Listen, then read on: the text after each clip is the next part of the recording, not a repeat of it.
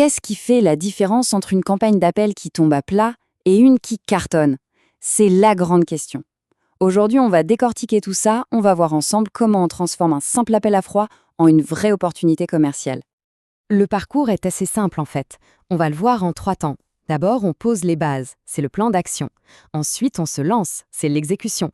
Et enfin, hyper important, on analyse ce qui s'est passé pour faire mieux la prochaine fois. Le débriefing, un vrai cercle vertueux. Allez, on attaque la première phase. C'est ici que tout se joue, vraiment. Une bonne préparation, c'est 50% du travail de fait. Voyons comment on s'assure que chaque appel compte avant même de composer le numéro. Le scoring, imaginez une carte au trésor. C'est exactement ça. En gros, ça nous permet de trier nos contacts. D'un côté, les prospects chauds, ceux qui sont presque prêts à signer. De l'autre, les froids, qui ont besoin d'être un peu plus réchauffés. Et savoir ça, eh bien, ça change tout dans notre approche. On ne parle pas de la même manière à tout le monde, c'est logique. Ok, on sait qui appeler. Maintenant, il faut les bons outils. On ne part pas à l'aventure sans sac à dos. Ici, nos outils, c'est quoi? C'est un script solide, bien sûr, mais aussi un logiciel de phoning qui tient la route. Attention, le script n'est pas là pour être récité bêtement. C'est un guide, une colonne vertébrale pour la conversation. Et pour structurer ce script, la méthode des 4 C est juste géniale. C'est simple, logique et terriblement efficace.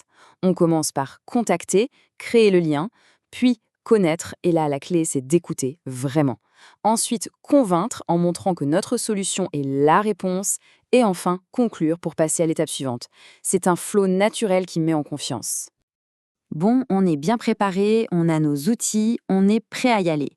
Mais minute, avant de se jeter sur le téléphone, il y a un truc non négociable, le cadre légal. C'est la base du professionnalisme. Le respect de la loi, ce n'est pas une contrainte, c'est une question de respect. Pensez-y, un seul faux pas peut coûter très cher à l'image de l'entreprise. Afficher son numéro, dire qui on est, être transparent sur l'offre et bien sûr respecter les horaires d'appel, c'est juste la base pour un échange sain et respectueux. Forcément, pendant l'appel, tout ne sera pas rose. Il y aura des obstacles. On en distingue 2 types. D'abord, les barrages, l'assistante ou la réceptionniste qui filtre les appels, et puis les objections du prospect lui-même. La bonne nouvelle, c'est que nos outils d'aide à la vente sont justement là pour nous aider à gérer les deux avec brio. Et là, point crucial, chaque conversation est une mine d'or. Chaque info, chaque nom, chaque question doit être notée dans le logiciel. Pourquoi? Parce que ça crée une mémoire collective.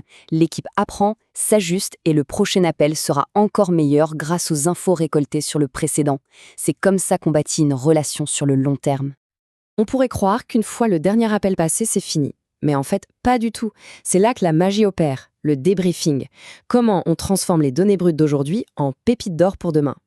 C'est un peu comme un coach sportif qui analyse le match avec son équipe. On ne se contente pas de regarder le score. On décortique les actions, on identifie ce qui a marché, ce qui a moins bien marché. Le but, c'est de comprendre l'histoire que les chiffres nous racontent. Et pour ça, on a des indicateurs de santé, des signes vitaux pour notre campagne. Le taux d'aboutissement, c'est simple, est-ce qu'on arrive à parler aux bonnes personnes? Le taux d'abandon, lui, peut révéler un souci dans le script. Et le taux de relance, il mesure notre ténacité. C'est l'équilibre entre ces 3 qui fait la différence.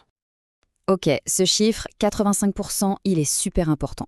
C'est le taux d'occupation. En clair, ça mesure le temps que les agents passent vraiment en communication ou sur des tâches directement liées. On pourrait se dire, pourquoi pas 100%? Eh bien, parce que c'est impossible et même contre-productif. Les 15% qui restent, c'est le temps pour respirer, se préparer, faire le suivi. Bref, c'est ce qui garantit la qualité. Mais les chiffres, ça ne fait pas tout. Rien ne remplace l'écoute. Et là, le logiciel de phoning est un outil de coaching incroyable pour le manager. Il ne s'agit pas de fliquer, mais bien d'aider, de donner des conseils concrets et personnalisés pour que chacun progresse. C'est un vrai travail d'équipe. Alors, au final, c'est quoi le secret? Les données chiffrées ou l'écoute humaine? Eh bien, les données nous donnent la carte du territoire, c'est vrai. Mais c'est l'écoute, l'empathie qui nous apprend à naviguer. Le vrai secret, c'est peut-être de ne jamais choisir, mais de maîtriser les deux, la science des chiffres et l'art de la conversation.